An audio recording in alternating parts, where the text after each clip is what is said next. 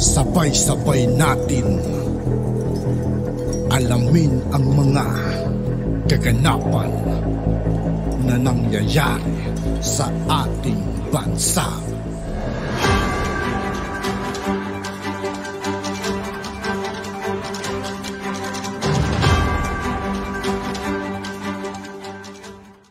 Yo, what's up mga kaibigan? This is Aitoki po again.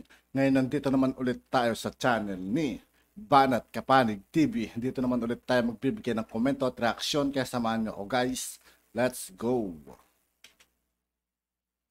Doon sa manifestation ng Liberal Party President at ni Representative Edsel Lagman, ini-insist niya na yung jurisdiction of the ICC on covered crimes committed in the Philippines spans the period from November 1, 2011 na nabanggit po ninyo hanggang March 16, 2019. Yung kaso, yung complaint ay ipinail noong 2017. Kaya doon daw sa loob ng period na yon, sakop pa ng jurisdiction nitong ICC. Yan po ay jurisdiction over the subject matter, yung krimen. Tama yon. Pero ano ang magiging trigger para magkaroon ng jurisdiction ng hukuman? Yung pagiging miyembro ng bansa sa Rome Statute ng ICC. At dahil nga yung preliminary investigation ay nabigay ng hukuman matapos naging epektibo ang ating pagbibitiw, kaya po wala ng jurisdiction. Decided case na po yan, Burundi. Now, dun po sa kaso na sinain din ng Solgen, nagkaroon po ng dalawang dissenting opinion na ganito rin ang sinasabi. Kaya nga lang po, sinabi ng mayorya, kaya hindi sila nag-rule on jurisdiction kasi hindi daw in-argue ng Solgen at hindi na po pwedeng i-argue for the first time on appeal. Okay? So, pero pagdating po dyan sa confirmation of charges labang sa mga meron ng pinangalan ng mga nasasakdal, yan po ngayon ang panahon kung saan titignan na naman ng ICC kung merong jurisdiction, itagaan nyo po yan sa bato. Wala na pong jurisdiction ang ICC. And I say that as the only Filipino who is a member of the list council of the ICC. Pero pwede namang gawin ng Kamara o ng Senado itong ginagawa ng ICC dito sa ating bansa, attorney, kung gusto mang imbestigahan ang nagdaang war on drugs ng dating administrasyon. Opo, kasi nga po, dahil yung mga panahon na yon, frustrated kami. Talagang ayaw pumayag ni dating Presidente PGMA na maging kasapi sa ICC. So ang alternatibo, kasama po ang Philippine National Red Cross na dati pong pinamumunuan ni Justice Luciano, nagsulong kami ng isang panukalang batas at naging batas kung saan yung mga pinaparusahan ng ICC naging krimen na rin dito sa Pilipinas. Kaya nga po sinasabi natin, ang Court of First Instance dito po sa Pilipinas, hindi po sa ICC. Bakit? Dahil yan po ay kabahagi ng soberenya. Kapag ikaw ay isang malaya at independenteng estado, ikaw lamang ang meron tanging kapangyarihan na lumitis at magparusa sa lahat ng krimen na nagaganap sa iyong teritoryo. Kapag naghimasok ang mga dayuhan, yan po ay interference na pinagbabawal din po sa UN Charter.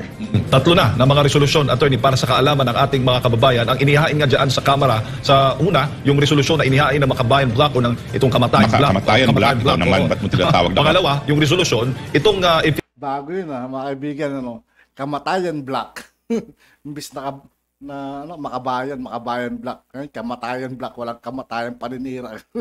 Final naman ni Representative Abante at yung pangatlo ni Representative Lagman. Maski lahat po ng 300 plus 316 congressmen maghain ng resolution, hindi na po magkakaroon ng jurisdiction ang ICC dahil wala pong kahit anong tratado o kahit anong prinsipyo sa international law na pumipilit sa mga estado na maging kasapi ng tratado kung sila po ay nagbitiw na.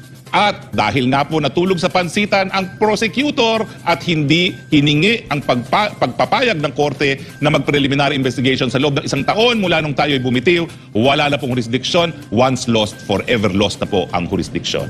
Attorney, sampal ba sa mukha nitong mga naghain ng resolusyon at parang inaamin ba nila na hindi nila kayang imbestigahan? Alam naman natin ang Kongreso, lalo na din dyan sa Kamara, mahilig din yan sila mag-imbestiga ng iba't ibang mga krimen, iba't ibang mga issue, kontrobersya, aligasyon ng korupsyon at dito naghain sila. Parang sinasabi ba nilang mga inutil kami? Well, totoo po yun. Dahil itong drug war, kung meron siyang sinasabing public interest aspect, dapat na-imbestigahan din ng legislatura. Sila mismo hindi nag-imbesta. Tapos ngayon, mga dayuhan ang hinihimok nila mag-imbestiga. Pero sa akin po, politika lang yan. Kahit anong denial ni Speaker Romualdez, bakit ngayon lang yan hinain? Pagkatagal-tagal naging issue na yan. In fact, 2020, nagsimula po yung preliminary examination ay before 2018 pa. Pero naging pinal na yung ating pagbibitiw 2019, wala namang ganyang resolution. Lumipas din ng 2020, 2021, 2022, 2023, yung nagkulang ng hidwaan sa panig ng Speaker at ni BP Sara at saka lang lumabas yan. So alam niyo po, bagamat merong mga issue na dapat maintindihan ng taong bayan, wag po kayo magkakamali, minsan ang mga issues ay ginagamit lamang pantakip sa totoong motibasyon ng mga individual sa mga nagaganap sa ating bayan. Yan po ay politika. Ayaw talaga ng China sa mga Pilipino o galit sila dahil hindi sila magtagumpay sa kanilang pananakop o pag-agaw nila sa West Philippine Sea dahil pinangangatawanan at atin hong pinaninindigan kasama ang gobyerno na atin yan at hindi dapat mawala. Alam niyo kung bakit ko nabanggit yan?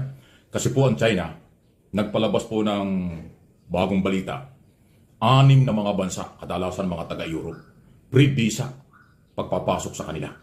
Ibig sabihin yung mga bansa sa Europe, pagpapasok ng China, hindi na kailangan ng visa.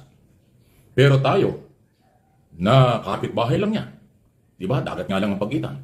Hindi tayo sinali. Ibig sabihin, kayo, ako, wala naman akong balak magpunta dyan. Kayo, na mga Pilipino na gusto magpunta ng China, kailangan talagang kumuha pa kayo ng visa. At mahirap din kumuha ng visa dyan. So, yun ang pagpapatunay na talagang iba ang treatment ng Chinese government sa mga Pilipino. Di ba? Isipin mo yung mga bansa sa Europe na malayo sa kanila free visa. Tapos tayo kapitbahay lang. Hindi tayo sinali. So, meron ng personal na hindi ko alam kung paano ko di-describe yan. Yan ang style ng Chinese government at ng Chinese community. Kaya naman, hindi naman dahil tayo ayaw bigyan ng visa, ako naman ayaw ko rin magpunta dyan, di lalo nating palakasin na yung ating pagkakaisa para ilaban ang exclusive economic zone ng Pilipinas sa West Philippine Sea. At huwag payagang magtagumpay ang panghihimasok ng China. Mas palakasin pa natin ang ugnayan sa Amerika, sa European Union at marami pang mga bansang kapitbahay natin na naniniwala sa ating karapatan at kakayanan na ipaglaban ang teritoryo ng Pilipino at ng bansa. Iyan po ang kailangan nating ipakita. Sana yung mga pro-China na Pilipino, sana magbago na sila. Hindi ako magsasawang manawagan sa kanila. Magbago na kayo. Harap-harapan na tayong binabastos ng China. Harap-harapan na tayong minamaliit. Bakit naman tayo papayag? Maliit tayo, pero meron tayong obligasyon at karapatan bilang mga Pilipino, bilang isang bansa. Ayan. Okay? Samantala, China pa rin. Yung daw People's Liberation Army. At yung saka yung Chinese Foreign Minister spokesman. Yung PLA spokesman at yung Chinese Foreign Minister spokesman, talagang matindi ho ang kanilang mga pagbatikos sa Pilipinas. Nagbabanta pa nga yung spokesman ng People's Liberation Army na pagsisisihan daw ng mga Pilipino bandang huli. Bakit tayo magsisisi sa ating karapatang ipinaglalaban? Talagang masyadong nang-i-influensya itong mga, pati yung ating sariling damdamin, pinakikialaman, pinanghihimasukan na. Hindi lang yung property natin, pati yung ating nararamdaman, na hindi naman natin nararamdaman pa, ibig sabihin damdamin natin, pinangungunahan na rin ng China. Isipin mo, magsisisi raw tayo. Pagsisisihan daw natin ang ating ginagawa. Bakit? Naninindigan lang tayo sa ating karapatan? Magsisisi ba tayo? Hindi. Palalakasin ng mga Pilipino ang paninindigan dahil amin ang West Philippine Sea. Yung mga statement at saywar na mga pahayag ng mga spokesman ng People's Liberation Army at ng mga Chinese Foreign Minister, hanggang dun lang yun. Huwag tayong matakot yan. Magkaisa, tulungan natin ang gobyerno, ang ating military, ang ating Coast Guard na nananindigan para sa atin. Yan ang importante. Binabalita ko sa inyo para at least maintindihan po ninyo. Okay. Ito na naman. Hindi naman ito magusto ng China pero wala tayong pakialam. Bahala sila. Yung pong Australia at Pilipinas, gumagawa na rin ng maritime patrol. Sunod-sunod yung maritime patrol. Diyan po sa Philippine Sea or West Philippine Sea. Desidido ang Australian government ipakita sa buong mundo, hindi lang sa China, ang kanilang pakipag-ugnayan, pakikipagtaya sa Philippine government at Philippine authorities. Ang gandang balita nito. Ongoing na po ito hanggang, basta alam ko 3-4 na araw ata. Tuloy-tuloy na po yung kanilang maritime patrol sa karagatan yan. Ito ay ginawa after yung 3 days last week na joint patrol ng mga fighter jet ng Philippine Air Force at ng US Air Force. Okay? May mga barko pa nga dyan sa West Philippine Sea. So, ina po. At yung joint patrol ng Amerika at ng Pilipinas hindi matanggap ng China. Galit ang China, bakit daw ginagamit ng Pilipinas ang ibang bansa tungkol dyan sa patrol? Ano pakialam nila sa atin? Atin naman ho yung ugnayan, exclusive na ugnayan between Philippines and US. Gusto pati yung pakialaman. Kasi sinasabi ng China ngayon, yung joint patrol ay tinataas daw ang tension. Bakit? Ang patrol naman ay ginagawa sa West Philippine Sea. Hindi umalis kayo dyan. Tama. Tapos na. At yun nga po mga kaibigan, dito po nagtatapos ang ating reaction video. Muli ako po si I2K ng Sundalo ng Dunggalo at 811. Maraming salamat sa patuloy na pagsuporta.